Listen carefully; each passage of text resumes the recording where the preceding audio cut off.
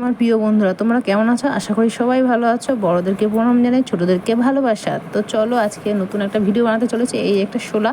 তো চলো ভিডিওটা শুরু করি, তোমরা সাথে থাকো। প্রথমে এটা আমি কালার করে নিচ্ছি। এই দেখো, এটা কালার করে নিয়েছি। তারপরে আমরা ইউজ করব সুপার ক্লে। আর এই দেখো, এটা রং করা হয়ে গেছে।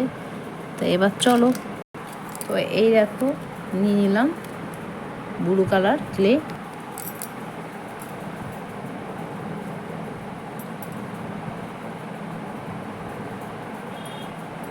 তো এই দেখো বন্ধুরা, শিব ঠাকুরের পা আমি বানিয়ে দিলাম। ঠিক আছে, এইবার আমি বানাবো শরীরটা। তো এইবার আমি এটা পরিয়ে দেব।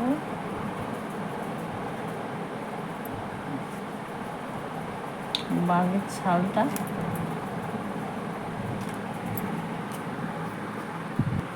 তো এই দেখো, হাত দুটো লাগিয়ে দিয়েছি বন্ধুরা, আর এই এক হাতে ত্রিশূল ধরে আছে। আর হ্যাঁ বন্ধুরা, এই ধরনের ভিডিও যদি দেখতে ভালো লাগে অবশ্যই কমেন্টে বলবে, আর সাবস্ক্রাইব দিয়ে পাশে থাকবে। ঠিক আছে, তো এই দেখো শিব ঠাকুরের মুখটা বানালাম। আর এই যে শিব ঠাকুরটা আমার তৈরি হয়ে গেছে কিছুটা। তো বন্ধুরা, আমি নতুন, অবশ্যই আমাকে সাপোর্ট করো, প্লিজ সাপোর্ট করো, তাহলে আরও নতুন নতুন ভিডিও বানানোর উৎসাহ পাবো। তো এই দেখো, আমি মালাটা পরিয়ে দিচ্ছি, একটু বড় বড় করেই দিচ্ছি এটা।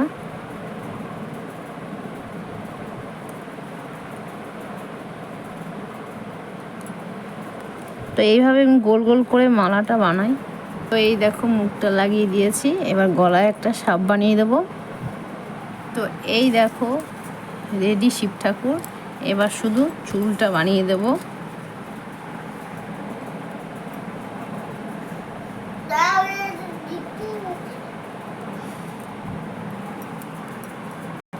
তো পেছনে চুলটা আমি এভাবে কাঁচি দিয়ে একটু কেটে কেটে বানিয়ে দেব। তো এই দেখো বন্ধুরা, অলরেডি ফাইনাল হয়ে গেছে। এবার আমি এখানটা কিছু কালো ডট ডট দিয়ে দিচ্ছি। এটা তো মাস্ট আমাদের দেওয়া থাকে।